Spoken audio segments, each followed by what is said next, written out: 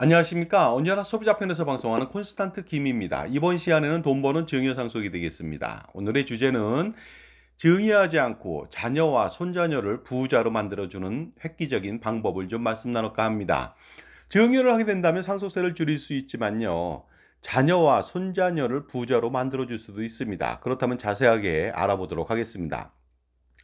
만약에요. 미성년 자녀한테 14억 원을 증여하게 된다면 증여세는 약 4억 원이 나오며 자녀는 어떻습니까? 증여받은 자녀는 10억 원을 차선 운용할 수가 있습니다. 물론 자녀가 운영하지 못하겠죠. 미성년자니까. 부모님이 대신 운영할 수도 있겠죠. 그리고 그 10억 원으로 매년 10%의 투자 수익이 발생한다고 가정한다면, 투자한다면 과연 어떤 결과가 나올까요? 10년 후에는 자산총액이요. 수중받은 자녀가 되겠습니다. 26억 원이 되고요. 20년 후에는 67억 원, 30년 후에는 174억 원, 40년 후에는 452억 원, 50년 후에는 1173억 원의 자산을 이 미성년 자녀가 나중에 성년이 되겠지만 모을 수 있다는 거 아니겠습니까? 이 정도면 부자가 될 수 있지 않을까요? 그런데 만약 손자녀한테 증여했다면 과연 어떤 결과가 나올까요? 정말로 놀라운 결과가 나오게 됩니다. 60년 후에는요. 자산 총액이 3,045억 원이 되고요. 70년 후에는 7,897억 원, 80년 후에는 2조 484억 원, 90년 후에는 5조 3,130억 원, 100년 후에는 13조 7,806억 원의 자산을 손자녀가 모을 수 있다는 것 아니겠습니까? 그러다 보니까 어떻습니까? 자녀나 손자녀한테 증여하는 것이 상속세도 줄이고 자녀나 손자녀를 부자로 만들어 줄 수 있다는 것 아니겠습니까? 만약 이 정도의 자산을 모았다면 정말로 세계에서도 부자라고 칭할 수도 있겠죠. 부자가 되는 방법은 바로 이렇게 조기에 자녀나 손자녀한테 종잣돈을 만들어주는 것이라고 볼 수가 있습니다. 그러나 대부분의 사람들은요, 종잣돈을 만드는데 너무 많은 시간을 허비하죠. 만약 부모의 도움 없이 종잣돈을 만든다고 가정해 보도록 하겠습니다. 보통 사람들에게 10억 원이라고 하는 돈을 거의 만들기는 어려울 것으로 보입니다. 하지만 만든다고 가정해 보도록 하겠습니다. 30세에 열심히 돈을 모아서 70세 시점에 10억 원의 종잣돈을 만들었을 때 그에게 남은 인생은 최대 30년밖에 되지 않습니다. 그렇다면 80세 시점에 26억 원, 90세 시점에 67억 원, 100세 시점에 174억 원이 됩니다. 이 돈은 많은 것 같지만요. 사실 물가 상승률을 고려한 현재 가치를 할인했을 때는 얼마 되지 않습니다. 2023년도 물가 상승률 3.6% 가정 시 할인할 경우 현재 가치는요. 겨우 14억 원에 불과합니다. 결국 이 돈으로 부자라고 말하기는 좀 어렵겠죠. 결국 부자가 되려면 종잣돈을 빨리 만들어서 지원해 주는 것이 가장 좋지 않을까 생각합니다. 그러므로 일반인이 부자가 되는 것은 사실상 좀 어렵습니다. 따라서 부자가 되는 첫 번째 방법은요. 바로 종잣돈을 빨리 만드는 것인데 이것은 자수성가로는 거의 희박하다. 불가능에 가까우니까 부모님으로부터 증여를 받는 것이 가장 효과적일 수 있습니다. 그런데 종잣돈을 받아도 문제점은 있습니다. 바로 세 가지 문제점을 극복해야만 부자가 될 수 있는 것이죠. 자, 투자 수익의 공식은 다음과 같습니다. 투자 원금 곱하기 1 플러스 투자 수익률에 투자 기간으로 좌승을 하면 되겠습니다. 즉 10억 원으로 투자를 하게 된다면 10억 원 곱하기 1 플러스 투자 수익률 0.1, 그다음에 50 자승하면 50년 동안 투자 수익이 나오게 되는 것이죠. 이때 변수가 바로 세 가지가 되겠습니다. 하지만 투자 원금을 부모님으로부터 증여받는다면 변수는 한 개를 없앨 수가 있겠죠. 그렇다면 남은 것은 투자 수익률하고 투자 기간이 되겠는데요. 그런데 투자 수익률은 각종 투자 비용하고 세금이 또 문제가 될 수가 있습니다. 따라서 종잣돈을 증여받더라도 여전히 변수는 세 개인 셈이 되겠습니다. 첫 번째 변수는 투자 수익률이 되겠습니다. 아무리 투자를 잘한다고 하더라도 50년간 또는 그 이상 매년 투자 수익률을 10% 올리기란 여간 힘든 일이 아니죠. 거의 불가능에 가까울 수도 있습니다. 그리고 두 번째 변수는요, 투자 기간인데 이것은 만약 여윳돈을 가지고 있다면 누구나 충분히 이겨낼 수 있는 변수라고 볼 수가 있습니다. 따라서 이러한 그 투자 기간은 돈이 많다면은 제외시킬 수가 있는 변수가 되겠습니다. 그리고 마지막 변수는요. 투자 비용하고 세금이 되겠습니다. 투자 비용이야 금융기관과 직접적인 거래를 피한다면은 수수료 걱정은 덜 수 있겠으나 세금은 여전히 피할 수 없는 높은 벽과 같은 존재가 아닐 수 없겠죠. 만약 개인이 투자한다면 10% 수익을 내더라도 종합소득세, 건강보험료 추가 부담 등 실제 세후 수익은 5%도 채 안 될 것입니다. 4%, 3%도 안 될 것이고요. 그다음에 상속세까지 낸다면 2%도 안 되겠죠. 10% 수익을 내고도 2%라는 것이 말이 되겠습니까? 그리고 세후 자산은요, 나중에 증여세 또는 상속세로 최고 50% 과세 대상이 되기 때문에 투자 효과는 거의 없어지는 것은 물론이고요. 오히려 재산만 줄어드는 결과가 나올 수도 있다는 것이 되겠습니다. 그렇다면 이런 문제점을 어떻게 해결하면 좋을까요? 먼저 투자 수익률이 되겠습니다. 이 문제는 바로 자기 편에서 조언하고 관리해주는 종합자산관리사의 도움이 좀 절실하다고 볼 수가 있습니다. 물론 투자 전문인 종합자산관리사가 매년 투자 수익률, 목표 수익을 달성한다는 보장은 없지만 적어도 금융기관과 판매인의 입장이 아닌 자신의 편에서 금융투자 비용을 최소화시키고 지속적인 투자 성과를 가져올 수 있도록 도와줄 수는 있을 것으로 보입니다. 사실 금융기관의 금융상품들은요, 많은 수수료 때문에 투자 효과가 떨어지는 것이 사실은 또 비일비재하지 않겠습니까? 따라서 투자 비용이 별도로 들어가지 않거나 들어가더라도 적은 수수료를 발생시킨다면 처음부터 투자 수익을 극대화시킬 수 있는 여건이 되겠죠. 그리고 자산운용 포트폴리오를 정말로 리즈너블하게 한다면 충분히 도달 가능한 목표가 될 수가 있습니다. 물론 10%가 아니더라도요. 아니면 8%, 6%라도 충분히 가능하다는 뜻이 되겠습니다. 괜히 ELS 투자처럼 4에서 8% 수익을 기대하려다가 원금의 50% 이상 손실을 보는 일을 가져가서는 절대로 안 되겠죠. 그렇다면 남아있는 투자 수익에 대한 세금 문제는 어떻게 하면 좋을까요? 이런 문제에 대한 해답은 바로 개인이 투자하는 것이 아니라 개인의 분신인, 화신인, 아바타인 법인을 설립해서 투자하게 된다면 아주 효과적으로 절세할 수가 있습니다. 만약 법인이 투자하게 된다면 종합소득세 최고 49.5%를 내지 않아도 되고요. 추가의 건강보험료 부담도 없죠. 대신 법인세를 내야 되는데요. 각종 비용을 또 엄청 처리하면서 남는 금액에 대해서 2억 원 이하는 9.9%의 아주 적은 세금만 내면 되겠습니다. 지금까지 제 정보가 도움이 되신다면 무료 구독하고 좋아요 부탁드리고요. 멤버십 회원가입을 통해서 콘스탄트 김의 절세 노하우 비법을 통해서 어떻습니까? 수억 내지 수십억 아니면 그 이상의 절세를 해보시는 기회를 가져보시기 바랍니다. 또한 어떻습니까? 증여세나 상속세 걱정도 전혀 안 해도 되는 솔루션을 법인을 통해서 제공할 수가 있습니다.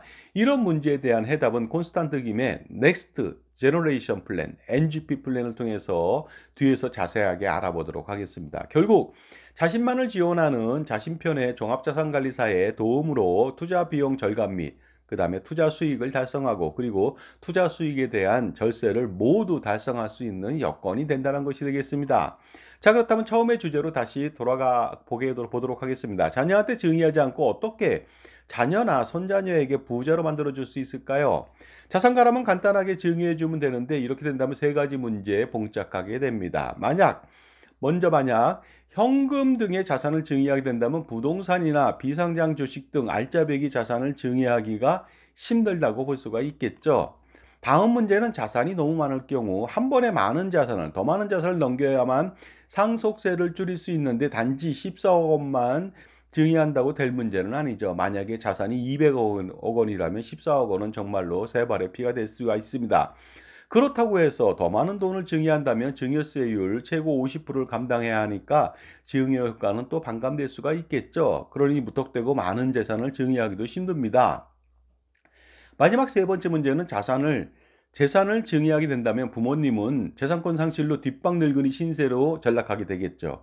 이빨 빠진 호랑이 신세가 됩니다. 이것은 최악의 증여 결과라고 말하지 않을 수가 없겠습니다. 따라서 이러한 여러 가지 문제점을 해결하기 위해서는 특단의 조치가 필요합니다. 바로 알짜배기 자산의 증여와 현금을 빌려주는 것을 병행한다는 뜻이 되겠습니다.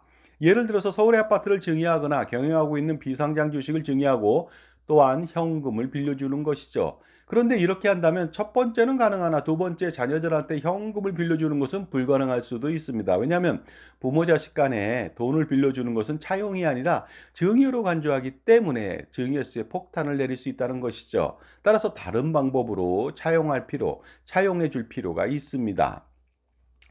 그러므로 증여와 함께 아무런 제재 없이 돈을 빌려주는 방법을 찾아야만 되겠죠. 그것이 바로 콘스탄트 김의 NGP 플랜을 통해서 자녀 및 손자녀 법인에 가수금을 지원해서 빌려주고 활용하는 것이 되겠습니다. 이렇게 한다면 증여는 물론이고요. 돈을 빌려줄 수도 있겠죠.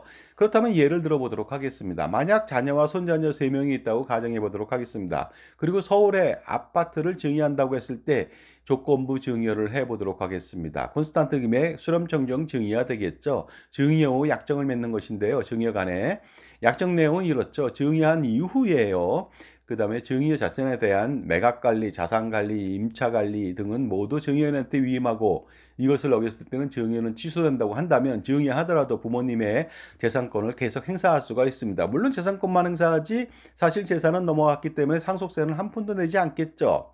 그렇게 했을 때는 효과적으로 자산을 지키면서 재산권을 지키면서 현명하게 증여할 수가 있습니다.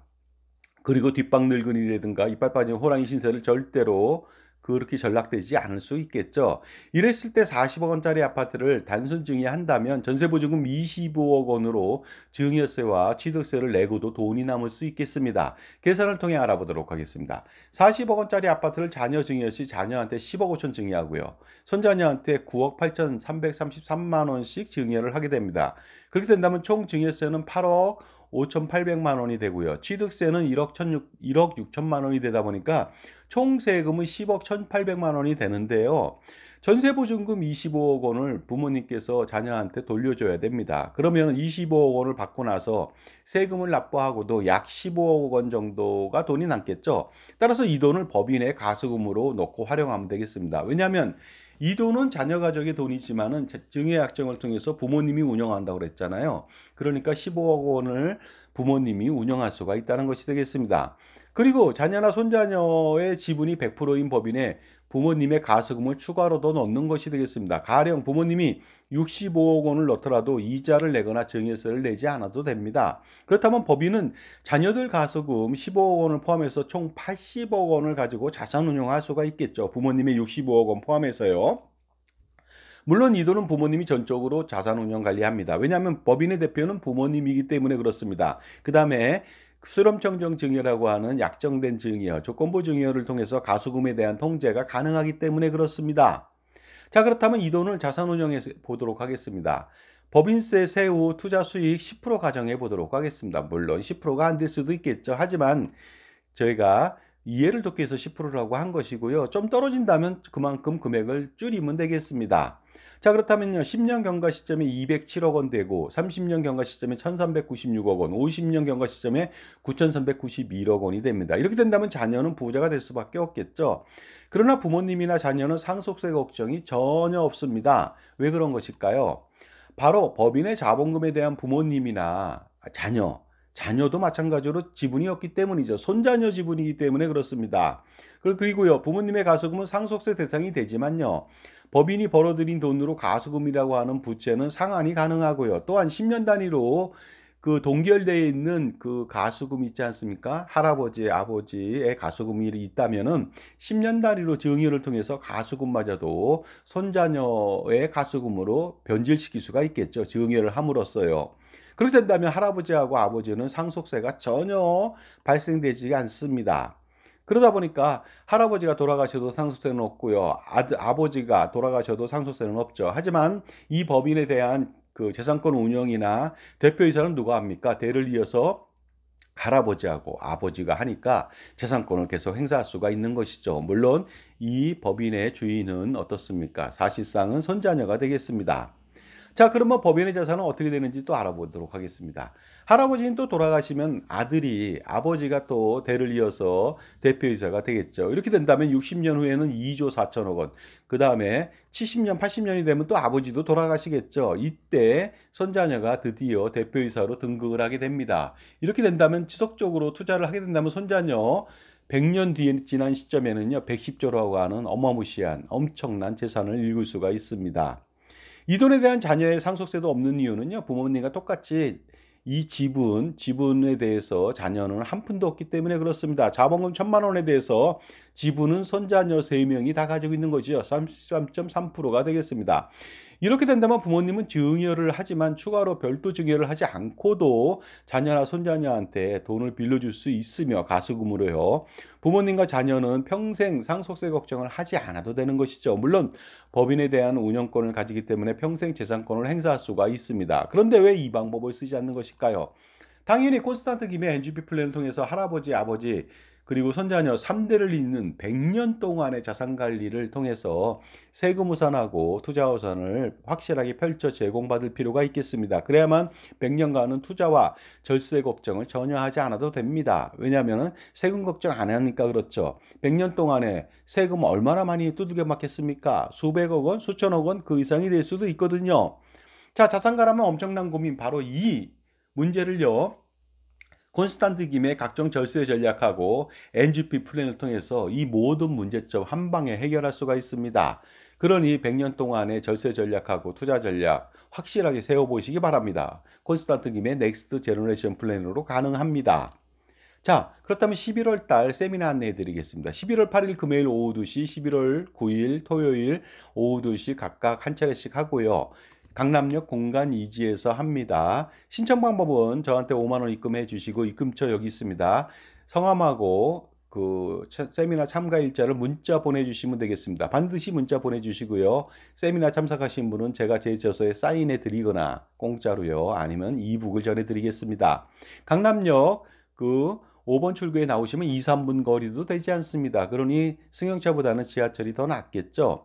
자, 지금까지요. 어떻습니까? 자녀들한테 증여하지 않고도 돈을 빌려주면서 어떻습니까? 아주 부자로 만들 수 있는 방법들. 물론 증여를 하면서 돈까지 빌려주는 그런 효과적인 방법을 병행하는 것이죠. 이렇게 한다면 100년 동안의 세금 걱정은 전혀 없습니다. 바로 콘스탄트 김의 NGP 플랜을 통해서 그것이 가능하니까 반드시 실행시켜 보시기 바랍니다. 감사합니다.